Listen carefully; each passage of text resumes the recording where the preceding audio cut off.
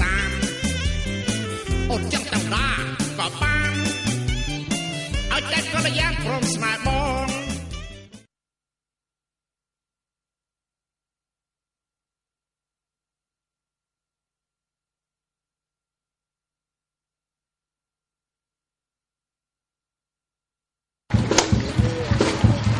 ចាសូមអនុញ្ញាតគ្រប់នឹងជំរាបសួរពលលោកស្រីកញ្ញាបងប្អូននឹងក្រៅប្រទេសចាជាពិសេសថ្ងៃនេះគឺជាថ្ងៃពិសេសហើយជាថ្ងៃទី1សម្រាប់ផលិតកម្មសំពៅទឹកដែលបានផ្ដល់ប្រយោជន៍សម្រាប់ក្រុមសិល្បកររបស់យើងខ្ញុំតែផលិតកម្មសំពៅទឹកនេះខ្ញុំមិនមែនមកពីសហរដ្ឋអាមេរិកឬមួយក៏អូស្ត្រាលីឬបារាំងកាណាដាអីទេចាគឺមកពីប្រទេសជប៉ុនចាដែលតែពេលមួយបងប្អូននឹកស្មានដល់ថាមានខ្មែររនៅទេក៏ប៉ុន្តែនេះលោកគ្រូដែលគាត់ជាចំការគាត់បានរោគថានឹងកសាងកម្មមួយនេះឲ្យរឹតតែមានភាព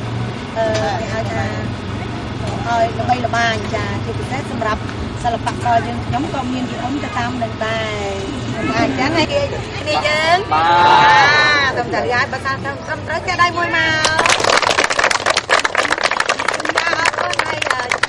កិច្ចចាប់ដើមនេះក៏សូមឲ្យលោកគ្រូដែលជាម្ចាស់ផលិតកម្មគាត់ទៅជាស្រាប់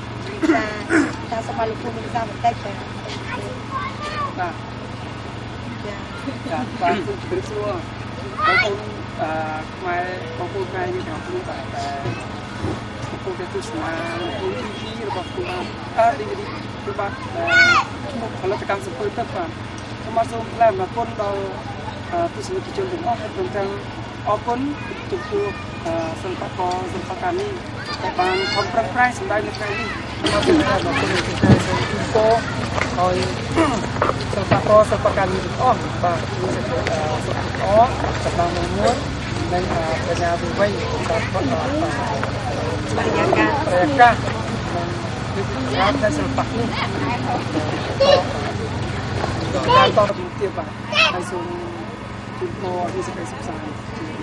ជានិរន្តរ៍ទៅបាទហើយឥឡូវនេះគឺថាសូមឲ្យចាសូមឲ្យខាងគ្រូក៏បានដែរលោកគ្រូសាស្ត្រតិចដែរចាសូមអញ្ជើញគ្រូចាច្រើនក៏បាន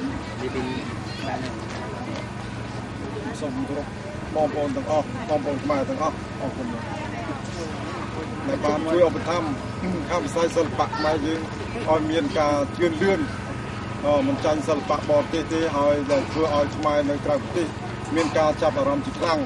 ហើយខ្ញុំមានសេចក្តីរីករាយណាស់ដែលឃើញបងប្អូនសិល្បៈខំប្រឹងប្រែងហើយមានសមត្ថកិច្ចកាន់តែខ្ពស់ខ្ញុំសូមចូលរួមនិងចំណែកកសាងសិល្បៈខ្មែរតទៅទៀតហើយនឹងសូមអរគុណ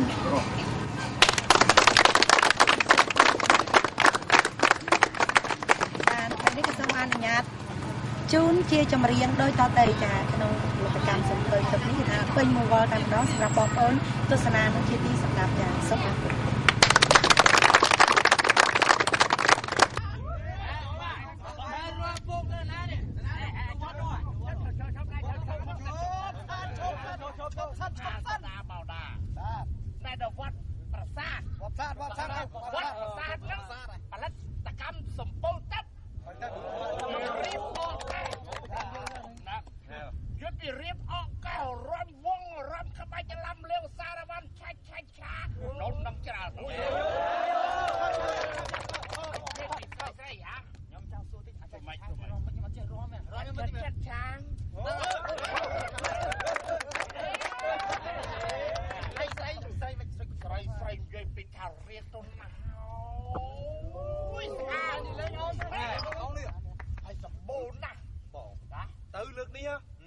ចេញអស់សមត្ថភាពយកគុណភាពនៅទីនោះបងទុកចិត្តលើបងចាប់ប៉ុន្តែហើយឲ្យតែផលិតកម្មសម្ពុទ្ធទៅព្រីប៉ុន្តែឲ្យបងដល់សប្បុរសចូលរៀនដល់អត់ទេយក